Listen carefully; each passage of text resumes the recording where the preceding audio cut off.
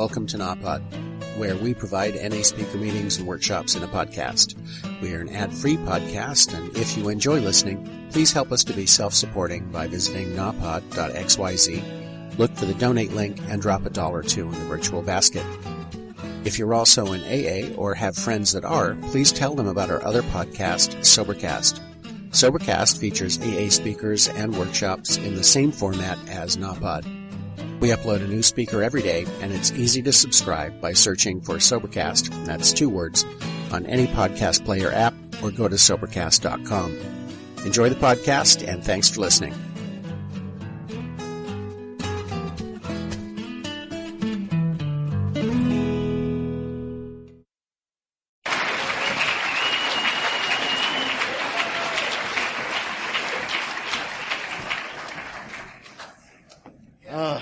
Oh my God.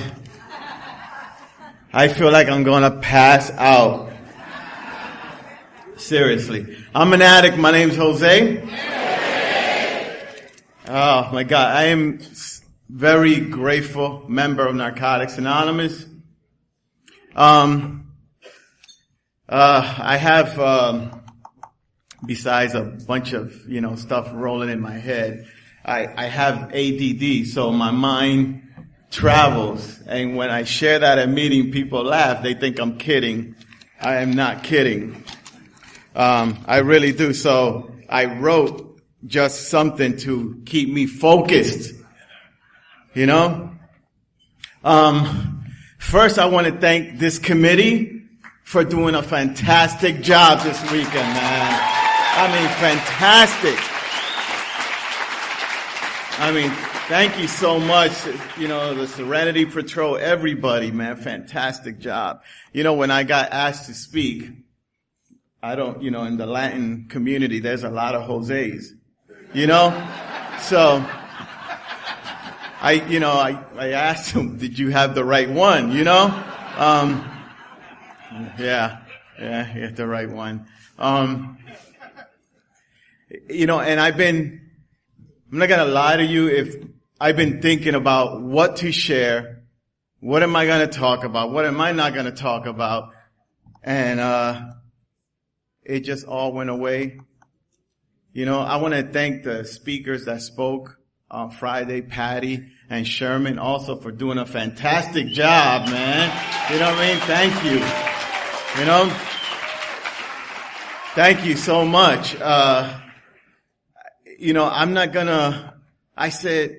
I'm not gonna talk about steps. I'm not gonna talk about traditions. I'm just gonna pray, and I'm gonna share where I'm at. I'm gonna share my story. I'm gonna share how I got here, and I'm here, and I believe in Narcotics Anonymous so much. It's the only way for me. I'm not saying for you, but it's the only way for me. If you haven't noticed, I'm Puerto Rican. I got clean in Atlantic City, New Jersey.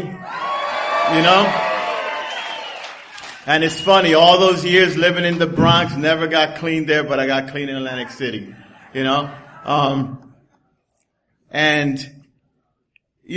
clean in Atlantic City was such an amazing, journey. And I met a bunch of great people. And,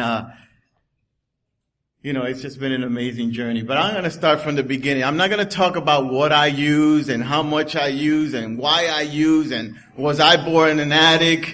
I don't fucking know. If I was born one, I know I am one.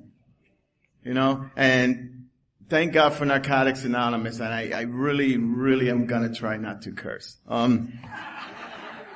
Really. I really am.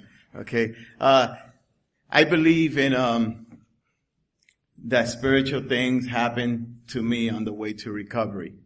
And I'm gonna share some stuff with you guys that I never shared it on the floor. My wife knows about it. Some of the people that I sponsor, close people know about this stuff.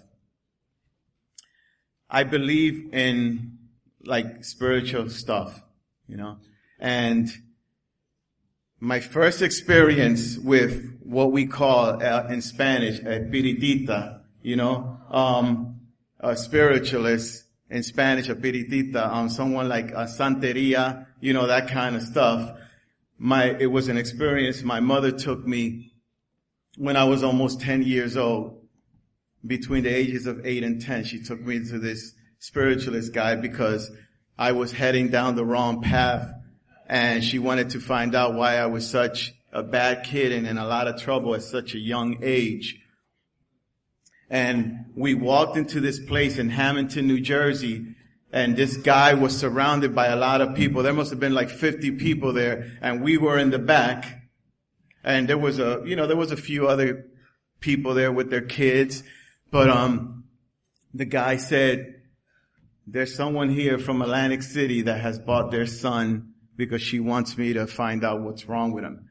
And everybody's looking around, and I'm like in a daze because my mother made me go to this, and I'm in a daze and I'm just listening. And he says, it's you. And he points to my mother, and he tells us to come up to the front. So he says to me, you have a dark cloud over you, And I'm like not even 10, and this guy is scaring me, saying that I have a dark cloud over me. And he says to me, and to my mother, he says to me, because his Spanish accent was kind of really strong, and my Spanish was not my first language.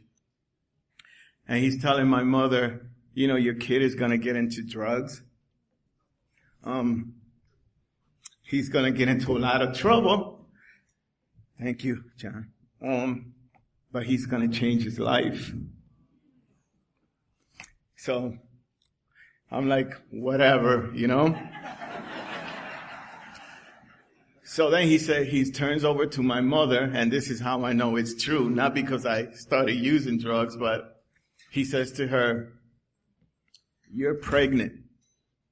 And my mother was pregnant and didn't want to tell nobody because she already had 8 boys and 1 girl, and she wanted another girl, So he touched her stomach and he said, you're going to have a girl. And 7 months later, my sister Maria was born,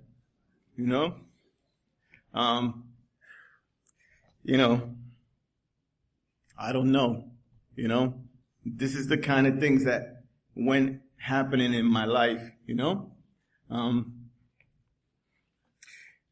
as time went on, we live in Atlantic City in a nice apartment, and our apartment burned down, and we wind up living in a hotel. And in this hotel, they say some things happen for a reason. Even when things happen bad, it turns out good. The owners of the hotel fell like in love with my mother. And because when the city wasn't paying for us to stay no more, he let us stay there. She worked. They gave us like 3 rooms, and they just treated us so good, And back then, I used to love to roller skate, and I was always on roller skates, like to smoke weed and roller skate for some reason,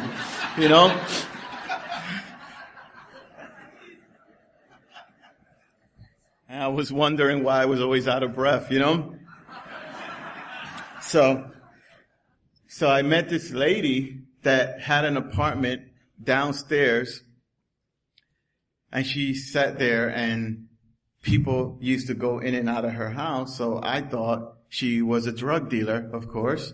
But she wasn't. It turned out that she was another espiritista. She was a Greek lady, and she had this chain with a big eye on it, So it scared the shit out of me because, she always called me to talk to her. And I would never talk to her. I would just keep rolling on by. And she said to me, one day I came out and I was getting ready to roller skate. And she said, I want to talk to you. I said, I got a roller skate. But it started pouring rain. So I couldn't, we were under, the thing. It started raining, so I had to sit there. And she said to me, I have to tell you something. She said, the spirits want me to tell you something. And I was like, damn it, here we go again,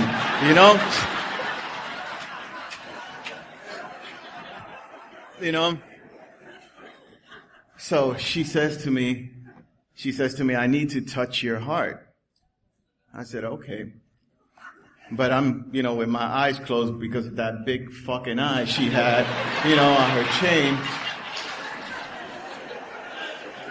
Was scaring me, man. I mean, are there any Greeks in the house? Seriously, it's a Greek thing. I'm not lying with the big eye. I don't know what it means, but she had a strong accent and she was trying to tell me her name, Tuka. I kept calling her Tuka, but her name wasn't that. So for weeks after she told me what she needed to tell me, I kept calling her Tuka. So she told me, she put her hand over my heart and she says, oh my God, she says, you're going to live a long life. She says, you're going to live until you're 81 years old. This is what she tells me, that I'm going to live until I'm 81 years old. And I'm like, okay, what else? And she said, and you're going to have 3 children. She said, you're going to have a boy and 2 girls.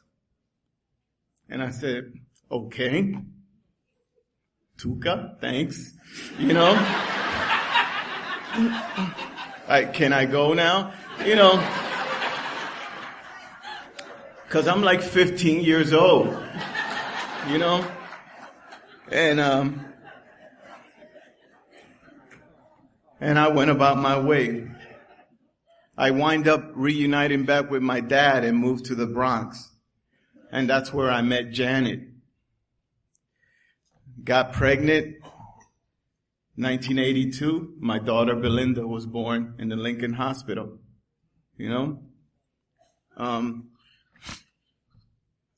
After that, I kept using. And you know how we make promises to our spouse that we're going to stop using, and we're going to change our life. And it didn't happen. So one day Janet told me, I don't love you no more. That's the worst thing besides when a woman tells you, I just want to be your friend.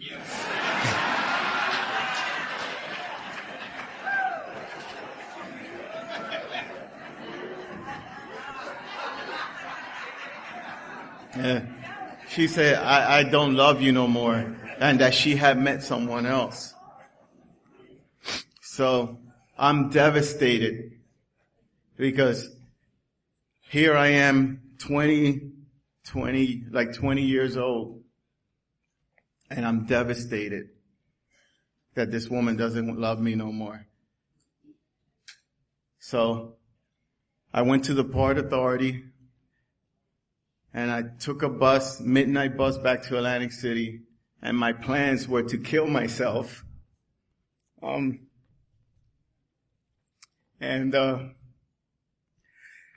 met a guy. You ever meet someone, a stranger, and tell them everything about you?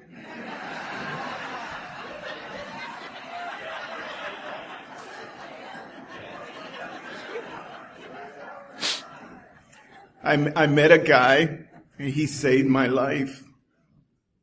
The bus was crowded. 1 seat left. And I was like, damn it, man, I don't want to get on this bus.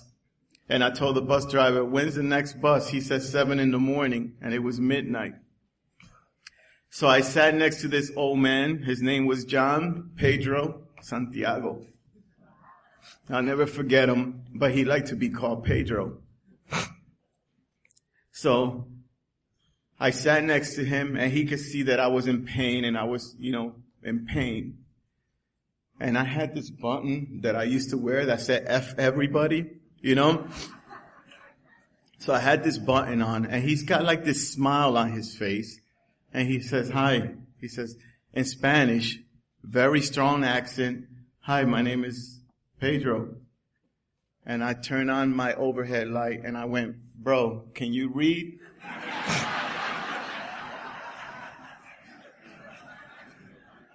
And he said to me, I can't read English.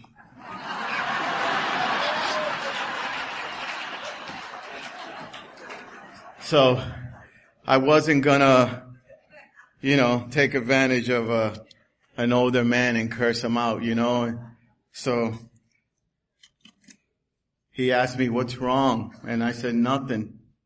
And he asked me again, okay, what's wrong? So then he started automatically talking about himself. That he had a wife and one daughter, and he lived in Atlantic City on Sovereign Avenue, and he told me his address, and I'm like, why is this guy telling me all this? So finally, I opened up, and I told him that what happened, and I'm gonna go kill myself, but I wanted to say goodbye to my mother, and how I was going to kill myself, I was going to jump in the ocean so they won't even find me. We talked all the way to Atlantic City. When we got to Atlantic City, he says to me, hang in there, Jose. All in Spanish. I can't say it the way he said it in Spanish. He said a few things, but he said, before I got off the bus, he said, your life is going to change by the time you turn 25 years old. So I said, okay.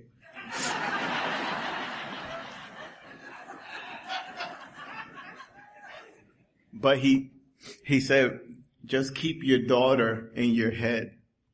Don't kill yourself. You have a daughter. You don't want her to grow up knowing that her father gave up. So, didn't kill myself, of course. And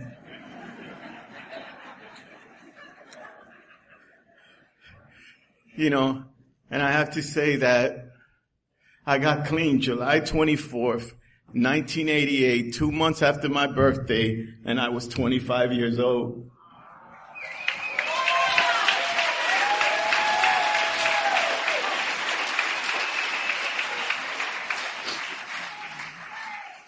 And it's funny, like before we get clean, we always want to do that last one. I was waiting for this guy to take me to detox, and I had $20, so I went to cop, and I wound up getting beat. And I walked all the way back home, and I cried to my mother, and I said, I can't wait until 2 o'clock. I said, I gotta do something to just, compose myself. She gave me $20, of course. I went and copped. I went and bought 1 bag. And I swear to God, if I'm lying on dying on my children, the name of the bag was This Is It.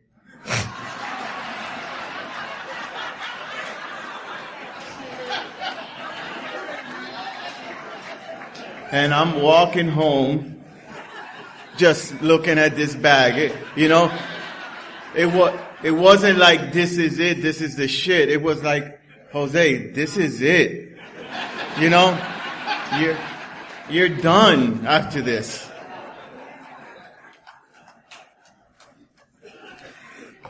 So I got clean. I went into the detox, and then I went to a rehab, and I'm still clean. I came into Narcotics Anonymous, I tell you, Narcotics Anonymous has changed my life.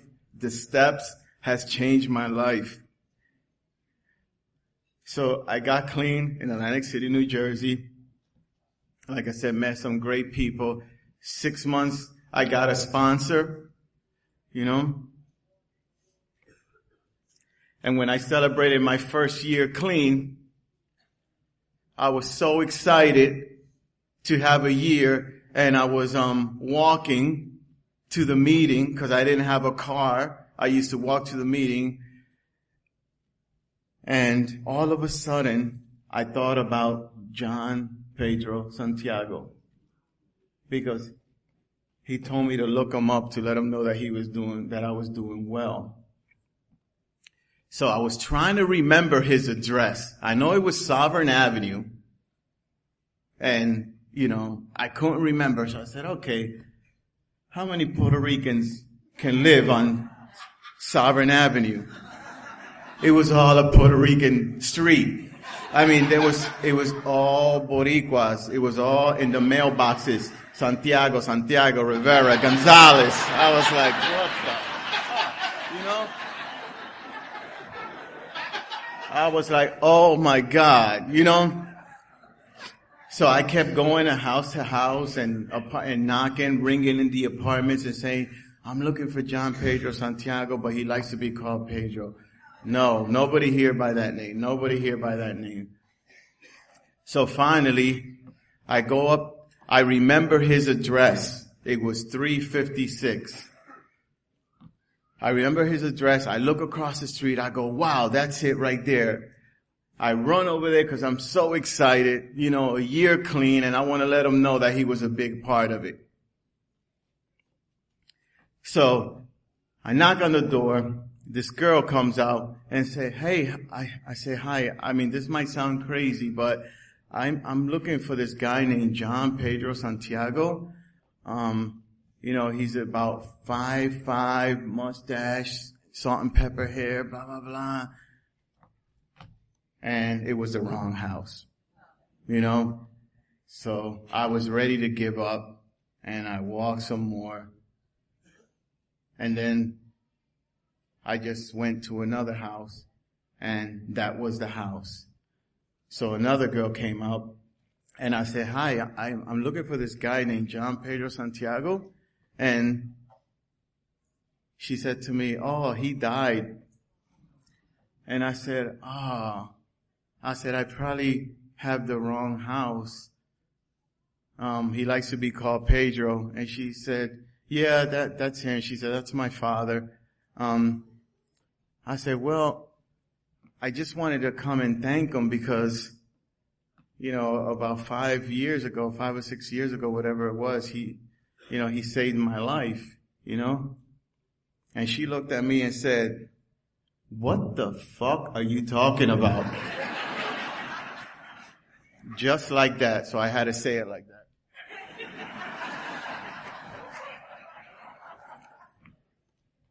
So I said, yeah, he saved my life. And she said to me, my father died 25 years ago. I said, well, we must have the wrong person. I said, I was coming on a bus from New York City, midnight bus, and that's where I met him. And when I mentioned the bus, New York City, she starts crying. Her tears roll down her eyes. And she said, my father died on a bus coming back from New York City. He had a heart attack 25 years ago. So I said, okay.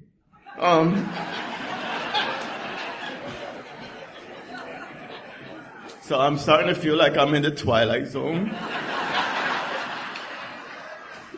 And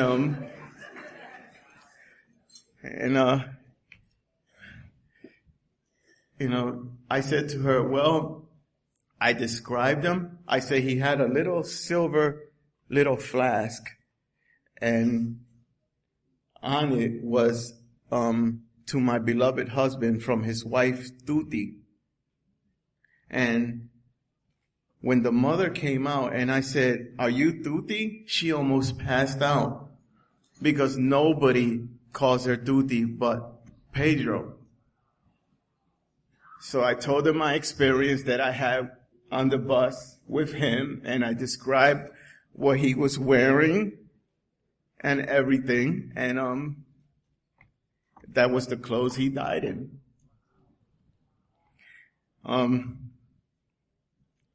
and they were getting ready to, at the end of the month, they were getting ready to move back to Puerto Rico because the mother wasn't well. She wanted to die in her hometown. We stayed connected, until she passed away, but I lost contact with the daughter, because every year for my anniversary, I will call them and let them know I was doing good and I'm still clean and, I don't know why stuff like that happened to me, it just did. I went to the meeting that night to celebrate my first year. And I was speechless. I didn't know what to say. I was like frozen. I didn't know what to say. It was weird. The sponsor I had at the time was in California at that time. And,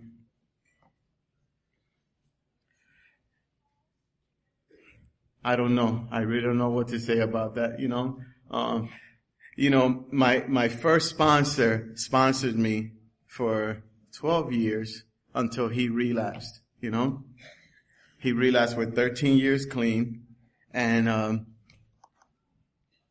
it was devastating for me, to lose a person like that you're close to.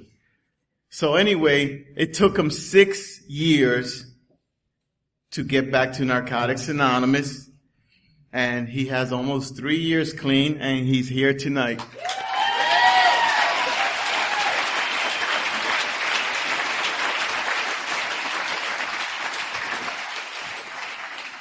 And that is such a blessing for me, As my life kept moving on, I met the love of my life, the woman that became my wife, my best friend, Michelle. I already had a daughter. She had a 15-year-old. My daughter was almost 20. And we talked about not having no kids and going on trips and all that stuff. And it was great, and we wind up having sex, and she was on birth control, so I was like, yes, this is gonna work. And she wind up pregnant on birth control. So we're in Atlantic City in our condo, and she comes out of the bathroom with her pants to her knees. So I'm thinking she wants to have sex. I'm like, oh shit, I'm ready,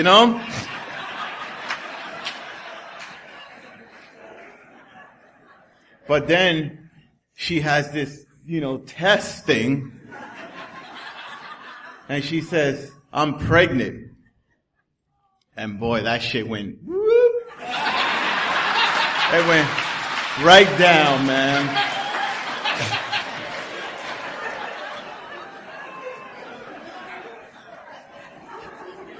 So she said, well, what do you want to do? I said, we're going to keep it. If you got pregnant while you're on birth control, then it's meant for us to have this child. So we had this child. My son Julian was born September 2002. My second child. My son is real special. He's autistic. He has changed my life, made me look at things a different way. When we found out he was autistic, man, my wife fought for all these services and, it's, oh my God, an amazing woman. And, if anybody's familiar with autistic children, they mimic what you say. Like if you say, I love you, they say, I love you. If you say hi, they say hi. It's just like that. So my son stopped talking. He couldn't talk.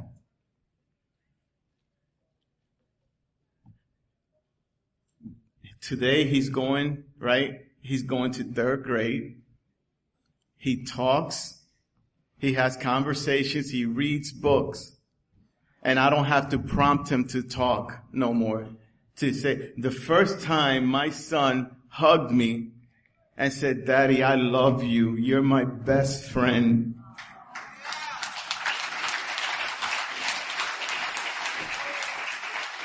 That is priceless. Priceless. You can't buy that. You know? As time went on, you know, my daughter's 20, her son's like 16. We're like, oh my God, Julian needs a sibling. You know? This was one that we actually planned. But we said, first we're going to pray. I said, God, please give us a sign if we're supposed to have another child.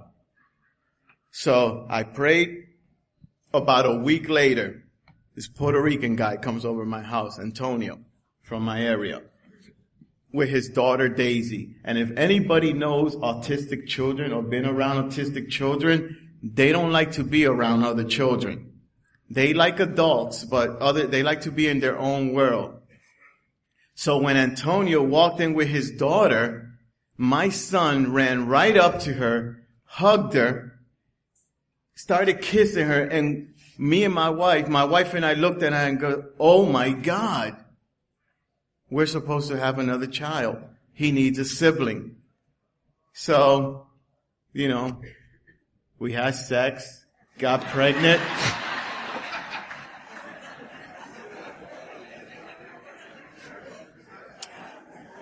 And she was 8 weeks pregnant, and we went to Florida, and we were going to get married in Florida, Orlando. You know what I mean? We got married in Orlando, so we went to Florida. She's 8 weeks pregnant. We're supposed to get married that Monday, and that Friday she starts bleeding. We go to the hospital, Celebration Hospital, and you know, they take a picture of the woman and the blood and all that, and said to us, there's no heartbeat. So, two things you can do. We can give you a pill and you can leave, or you can get a DNC. I told my wife, take the pill. My wife never listens to me. So she said, I want the DNC. So we were there 10 hours. She finally got the DNC, man. We were freaking devastated. And we still went with our vacation. And I said, we're going to try again. So when we got back home, we tried again. And about 8 weeks later, she was pregnant again. And I'm like, damn, I'm fucking good, man. You know? This is what goes through my head. So she goes to the doctor. She's like 20. She thinks, this is the story. It gets weird, but this is the miracle. She goes to the doctor. She believes she's like 8 weeks pregnant. The doctor does the sonogram, shows the picture, and she said, oh, he said, Mrs. Planton, he said, you're 20 weeks pregnant. And she said, you got the wrong baby up there. She says, I'm not 20 weeks pregnant. I'm like 8 weeks pregnant. He said, no, you're like 20 weeks pregnant. He said, no, that can't be because I just had a DNC on this date. So the doctor, they go all the way back to, you know, to do the thing. My wife was still pregnant from the DNC they did. And we're like, oh my God. So the hospital in Florida kept calling us for the $50 copay.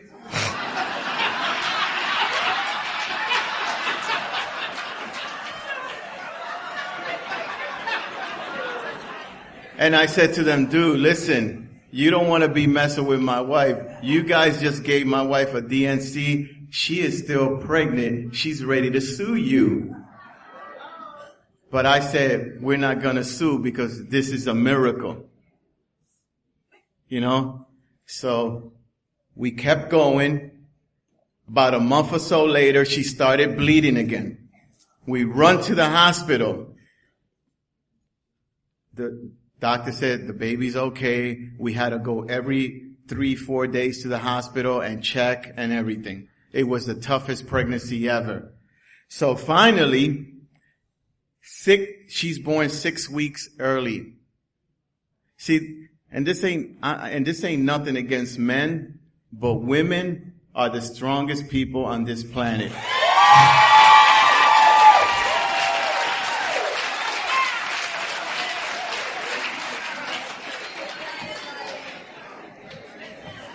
And I have a lot of respect for you. Because I do. They are. Any person it's just unbelievable. So, my daughter was born 6 weeks early. My daughter Maya. We named her Maya Destina. Because she's part of our destiny. She was here for a reason. It's beyond my wildest dreams, man, how this happened.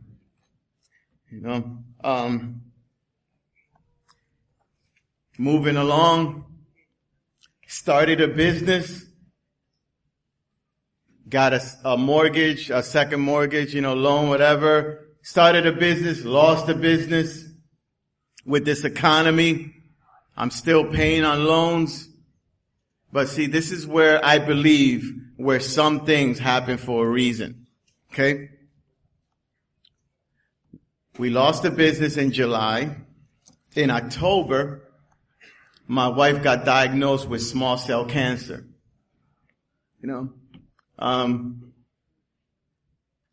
It totally turned our life upside down.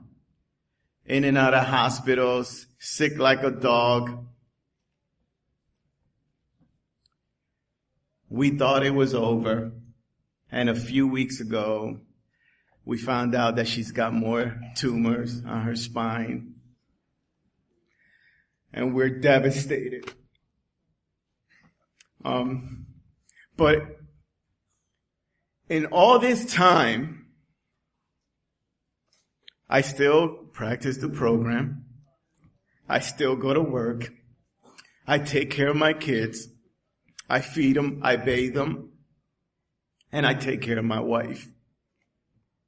She's my best friend.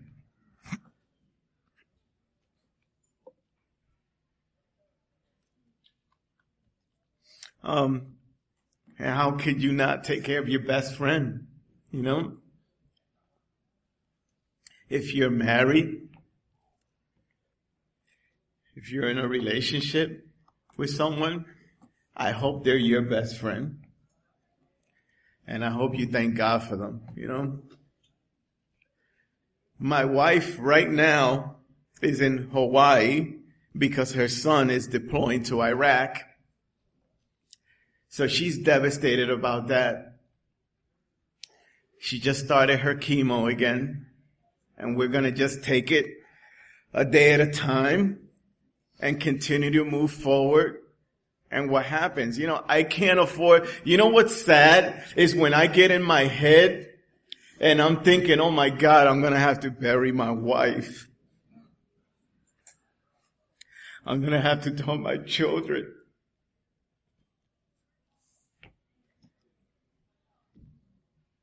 And I try not to go there. At my job, some of the people think I'm still getting high.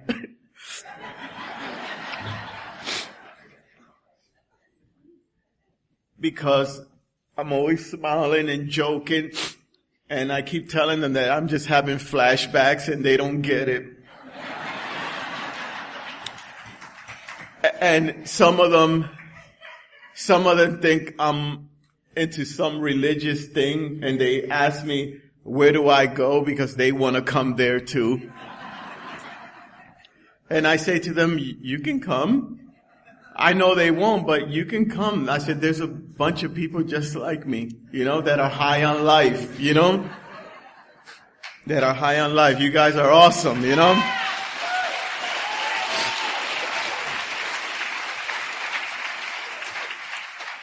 I have a sister, and she's here tonight. She just celebrated 15 years clean.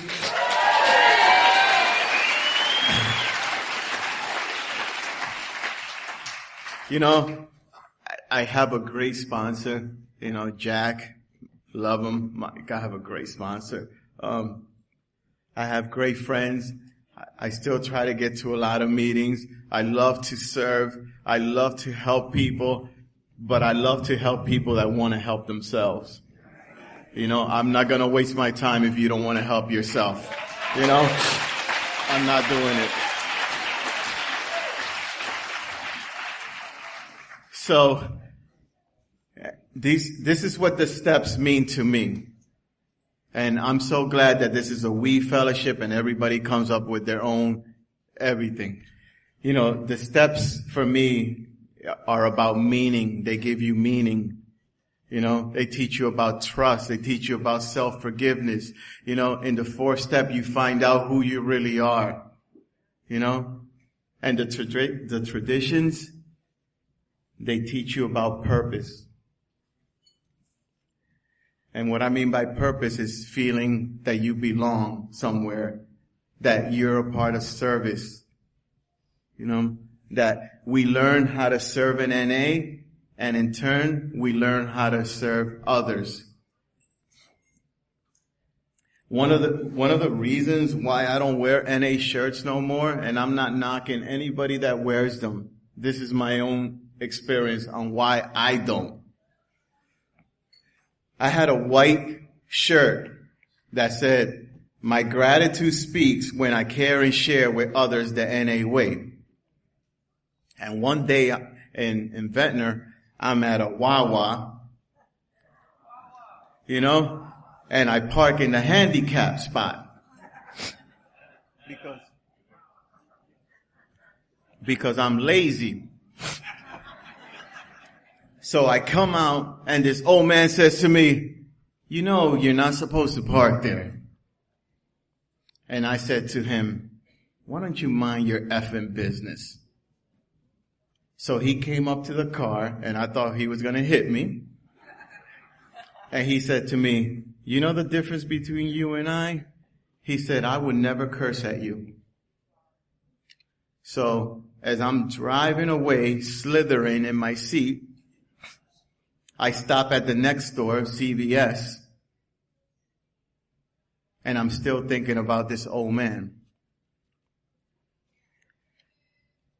I get to my girlfriend's house, I walk in, and this old man is sitting in my living room. And I said, "Oh shit." I said, "How did he find my house?" You know? And it turned out that it was my girlfriend at the time's father, visiting from Philadelphia. And he didn't say nothing. He didn't mention it to her. He didn't say nothing. He let me squirm all night. Needless to say, that relationship didn't last. But that's the reason why I don't wear NA shirts no more. Because when I act like an idiot, I want to remain anonymous. Thank you for letting me share.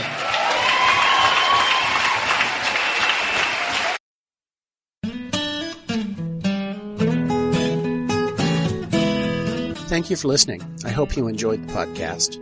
Please help us improve our ranking so others can find us by putting a review on Stitcher, iTunes, or your favorite podcast index.